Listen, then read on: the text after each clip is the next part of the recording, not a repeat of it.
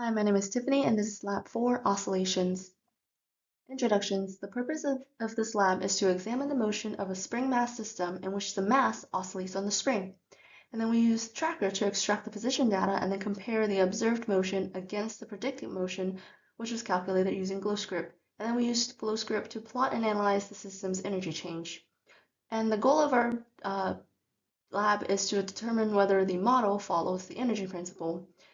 And then so the system is the mass, the spring, the earth, and then the surroundings is basically nothing because we're isolating the system. And then a brief preview of the results. The x and y positions between the predicted and observed motion were similar but has some variations. And then so the change in total energy is 0. Our goal is reached.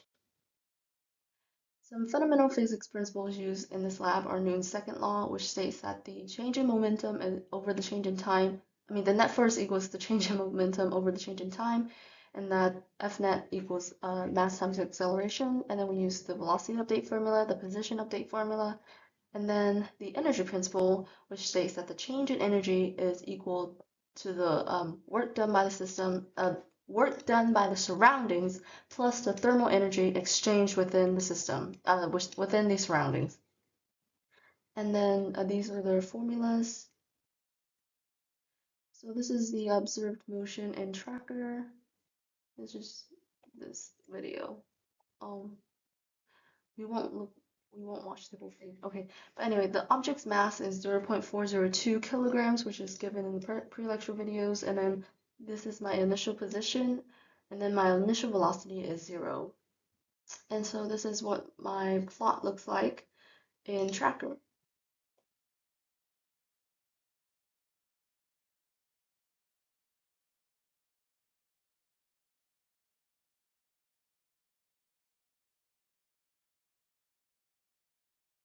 Okay, and then this is my GlowScript code.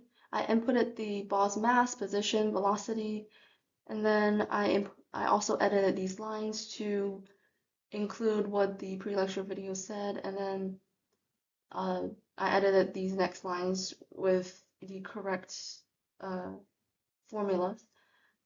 And so after that, this is what my video looks like, and this is what it looks like in the end.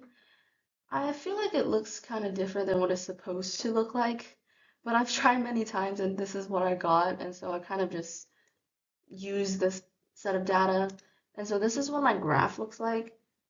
I know it's supposed to, the red line, which is the experiment, is supposed to be somewhat closer to the blue line, which is the model, than what it looks like right now. But I guess I made some errors that made the graph not look not accurate. And this is way off, I feel like, with the y position versus time graph. But I couldn't figure out where I went wrong, but I know I did something wrong. And it could be due to the possible errors.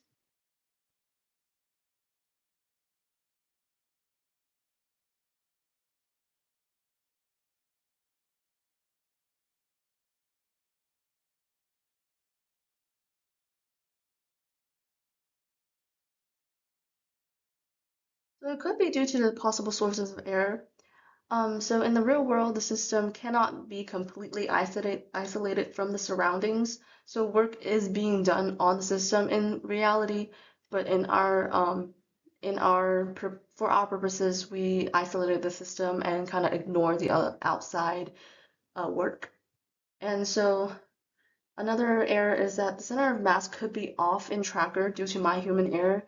Maybe I plotted something wrong in the wrong place, and so that's what it caused it to look so different. So what does this mean? Is the energy principle satisfied? So for our purposes in this lab, yes, there are no external forces acting on the isolated system, so the energy change is 0, and so the energy principle is satisfied. And the graph shows that the total change in energy is constantly 0, as seen in this orange line, which stands for delta E, or the energy change. And so it's constantly 0. And then comparing oscillation periods. So The average oscillation period for the x component is 1.614 seconds, while the oscillation period for the y component is off by 0.1 seconds, and this variation could be due to unaccounted forces or human error, as discussed in the previous slide. And then choosing different directions creates deviations in the graph, which affects the spring constant and the graphs. So thank you. This is the end of the lab.